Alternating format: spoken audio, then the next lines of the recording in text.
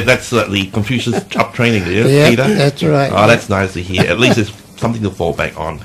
Well, what have you got tonight, Peter? Well, I think tonight we are absolutely delighted to have Kenrick Cheah, Vice President of Australian Chinese Forum, and Justin Lee, Councillor for Ryde, to join us. Very, very lucky, especially a 9 o'clock session to 10 o'clock. Absolutely. We hardly. Well, thank you guys for coming over. Thanks for having us, Tony. Our pleasure. Yeah, Tony, as you know, there are something like 400 Australian Chinese living in Sydney. Yeah. They are very successful in business and professionals. Yeah. But there are two areas where Chinese are underrepresented. Politics and judges. Why there are is very that? few Chinese judges and very few Chinese politicians. What's the reason? What's your? Well, maybe Kenrick and Justin could help us understand. Before we go and hang on, let's introduce our friend. What's his background? But our two guests tonight. Just a brief summary, you know. Well, I believe Kenrick, you were born in Australia. He's a good Aussie, yeah, blue eyeball. ABC. Yeah, tell us something about your background, Kenrick. I was born in Sydney. Yeah. Parents are originally from Malaysia, so we're Malaysian Chinese people. Medical family, which makes you wonder why I'm in politics. Yeah. Apart from that, I work as a political advisor for the Labor Party. I used to be a ministerial advisor back when state Labor was in power in the state. Currently work for the member for Cabramatta, Nick Lalich, and he's a great bot. And yeah. Yeah, and Justin, a little bit of your background, if you would. Oh yes, hi everyone. Look, I was originally born in Hong Kong, and our family, we migrated to Australia about 20 years ago. I work as a full-time lawyer today. I'm also a councillor for the city of Ryde. I was elected in 2008, and yeah, it's been 3.5 years now.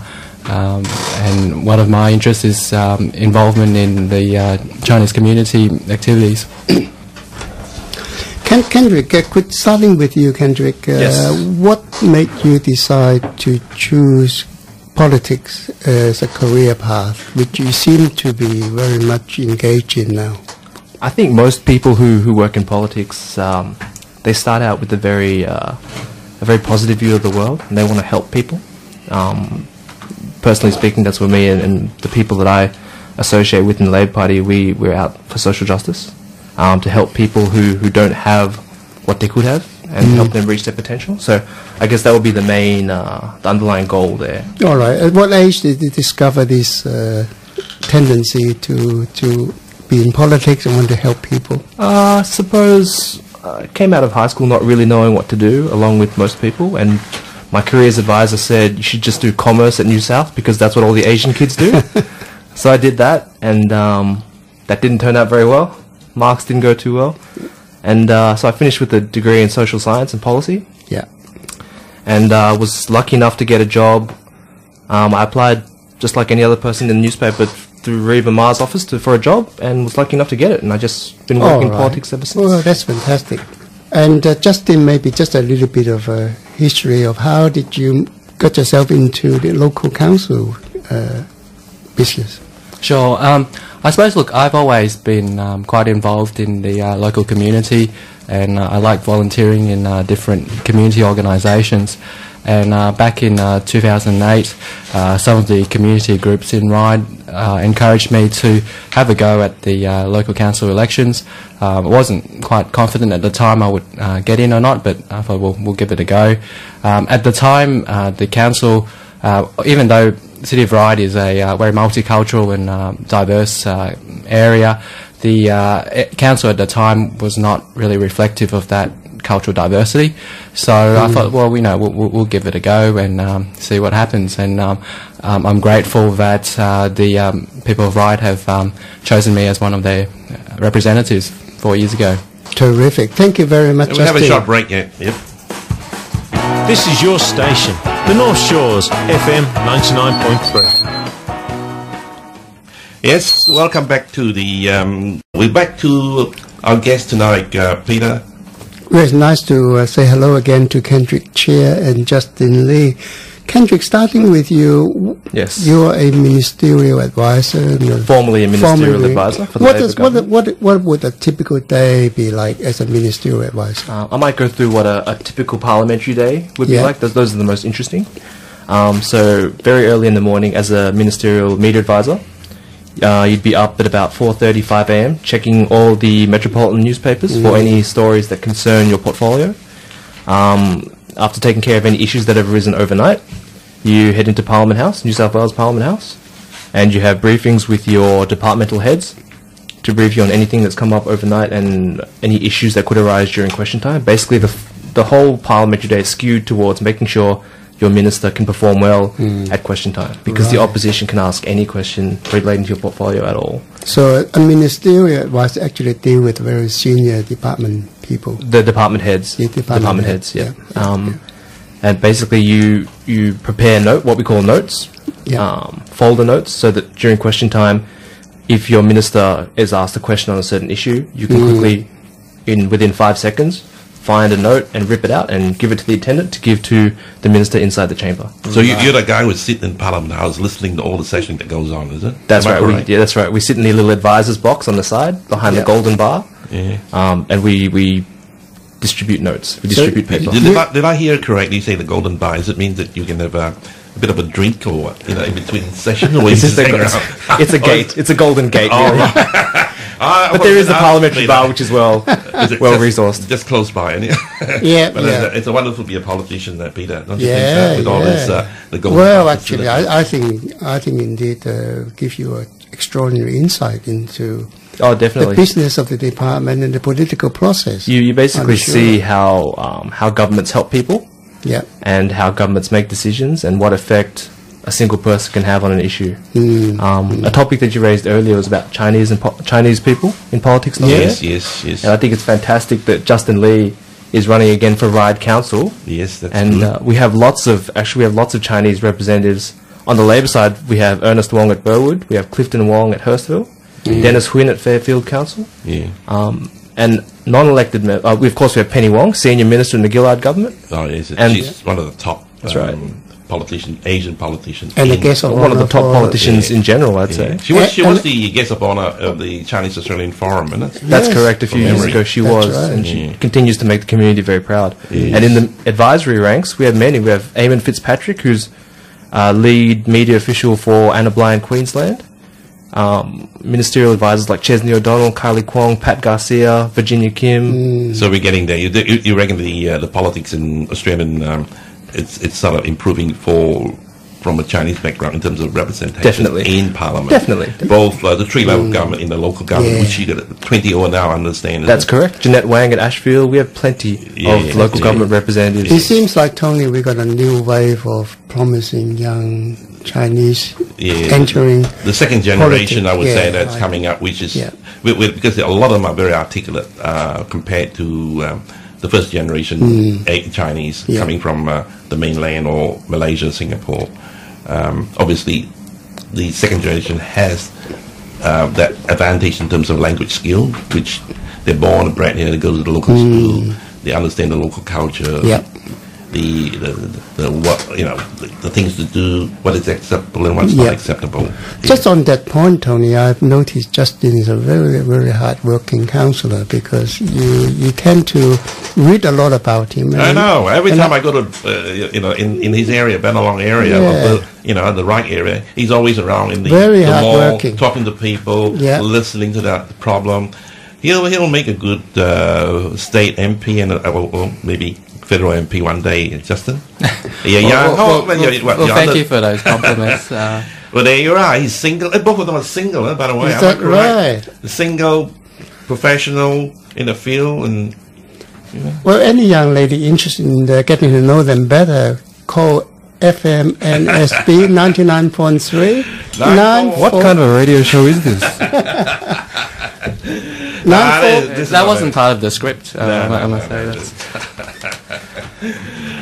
let's take a short break now, and G'day, it's Yvette. Hi, it's Penny. Ron here. And Jane. Join Join us for our fundraiser cruise Sunday, April 22nd for a fun afternoon of music and delicious food. We meet up at King Street Wharf 8 from 12:30pm to leave for 4 fabulous hours cruising spectacular Sydney Harbour. Your favourite presenters will be spinning some tunes, so come along and enjoy FM99.3's fundraiser cruise on Sunday, April 22nd. Tickets $50 for subscribers and $55 for non-subscribers. Call 9419 6969 now to book. Welcome back to FM 99.3. We're going to have a little number by another Singapore jazz artist, and he's in terms of multiculturalism. I think he's done a fair bit. You know, Tony, I think a lot of politicians pay lip service to multiculturalism, and I think Barry is pretty serious about this. Yeah. Well, I met the premier, not premier, the minister Victor Damonello in Ryde the other day with having dinner with Councillor Lee here across my panel, and that was a wonderful meeting with John Alexander as well as Victor in it.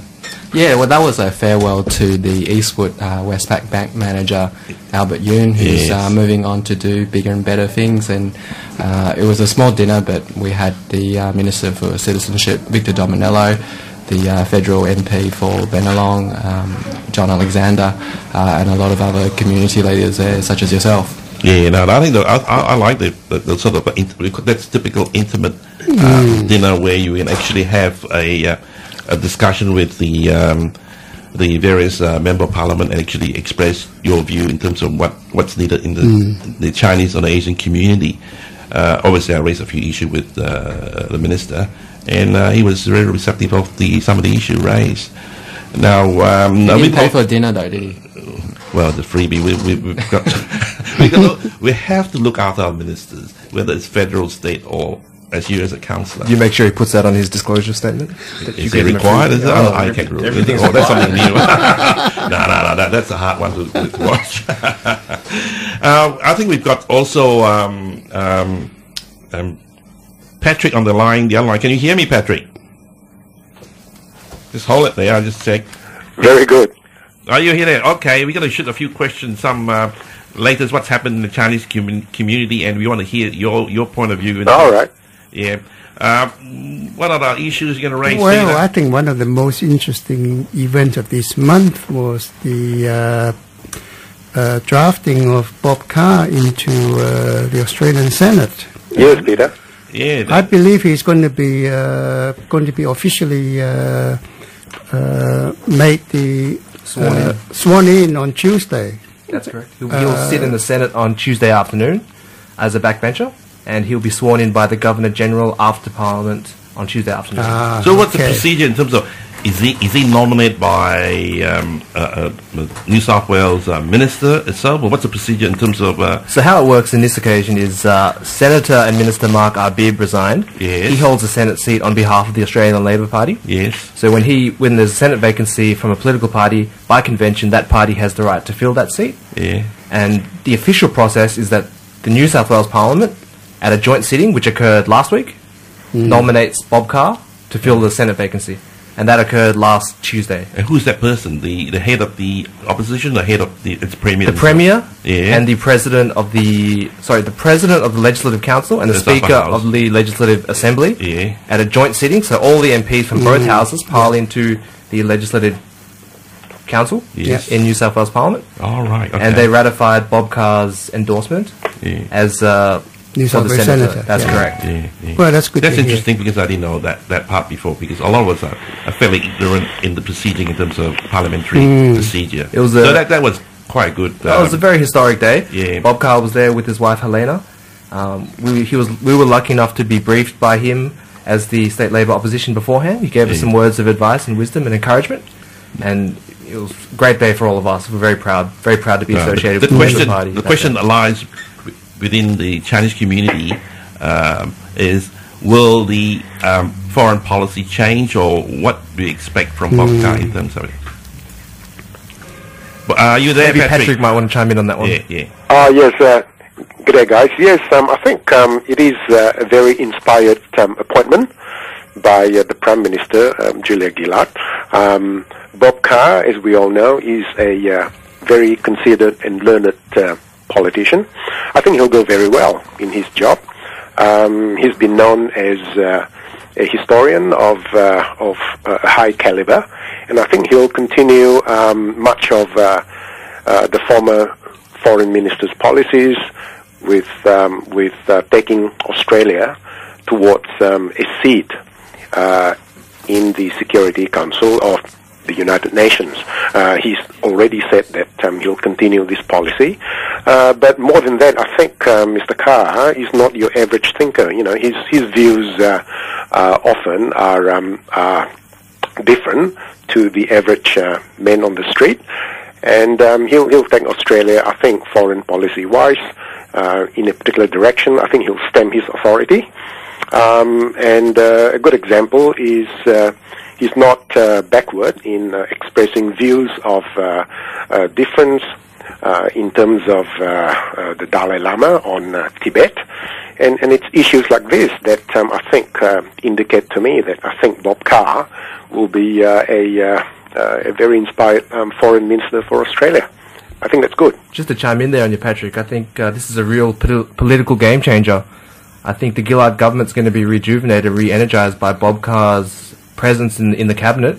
And if I were Julie Bishop, I'd be very worried. Tony Abbott's game on right now because the spectre of light is going to be on him and his alternate government, because now you have a senior statesman of Australia, really, taking up one of the most forefront positions in the Australian cabinet. Yeah, but the other hand, you do a press review, the general public, that's the general Australian, just before the nomination or the elevation of Bob Carr, was favouring Kevin Ryde. Look, Kevin Rudd's done a great job. There's no doubt about that. Kevin Rudd was a great foreign minister for Australia. He's our past Prime Minister, and in Labor Party folklore, he will always go down as the man who led us back to power in 2007. But Bob Carr is the man right now for the future. He's going to be Australia's foreign minister. And let's not forget his experience, 10 years running this state, the premier state, Sydney Olympics, best games ever, $1.4 billion on rail clearways. I can go on and on. His record, tough on crime. These are all domestic issues. Yes. But let's not forget that he is a foreign policy buff, and he's very good at it. And he's a very good politician. He saw off countless political leaders on the opposite side. Yeah, thanks. Now, do I have a comment from Councillor Lee? Yeah, look, I think the general consensus is that Bob Carr will do a very competent job as the new Foreign Minister, and I think that was even acknowledged by the Liberal opposition spokesperson, Julie Bishop. And, I mean, aside from the initial messy communications about whether he was approached to run for the Senate or not, I think in the end it's a smart move by Julia Gillard. I mean, the problem she faced when Kevin Rudd resigned to go to the backbench was that whoever she appointed to replace him as Foreign Minister, if she recruited from within the existing government ranks, that person will always be seen as second best to Kevin Rudd. Whereas I think Bob Carr, having been New South Wales Premier for more than 10 years, will be seen as a good match for Kevin Rudd. And I think it's also a strategic move in that it will block any hopes, I suppose, Kevin Rudd might have to return to the front bench anytime soon, because there's not going to be an obvious spot available for him unless he wants the Prime Minister's job, which he's promised he won't contest for again. Yeah, thank you very much, Justin. We have a short break here. FM 99.3 weather. Well, what's the weather today? Pretty good. In terms of the weather is nice and sunny. Well, what do we expect for the next 7 days, Peter? I know Monday. Monday it's partly cloudy, possible shower with a maximum of 25. What about Tuesday, Peter? Well, Tuesday is a late shower, but then from then on it will be mostly sunny Wednesday, Thursday, Friday and Saturday. Yeah, but Thursday it says maximum 28, partly cloudy. You expect rain on that? What's your prediction? Well, I think it's going to be rain. I think it's going to be mainly sunny, according to the paper that I've got in front of me. So I think the big temporary recess, and Well, I think we could enjoy the reasonable weather in the coming week, Tony. Yeah, we'll have to take a short break now for another tune.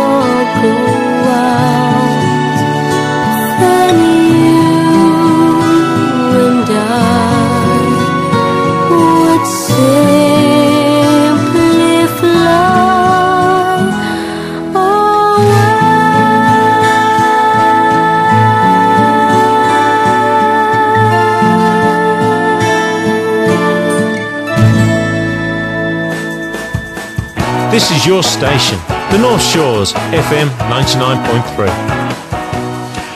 Yep, back to, you got 15 to 10 o'clock, we've still got 15 minutes left. And welcome Councillor Lee, and welcome, I got the Patrick on the line, I think. Let me check it out in terms of whether he's on the line. You there, Patrick? You there? Can you hear me? Patrick, you there? Yep. Yep. Loud and clear. Oh, that's great. That's great. Yeah. Cool. You're now on FM 99.3, the Asian Hour. We're going to play great jazz artists and blues from artists from Asia and local artists. And we play nothing but less. This is the only kind of a station in Australia where we play jazz and blues by Asian artists and local artists. Well, I'll pass it on to my political friend and co-host Peter. What's the next item for discussion among the Chinese community? Well, one of the hot topics for the Chinese community this week has been the report in the Sydney Morning Herald and in the Age about a Major Ting Lee who works in the legal department of the Defense Department, and he was convicted last year of creating a disturbance on defense land. Was given a severe reprimand and a fine of $2,000. You may ask, what for?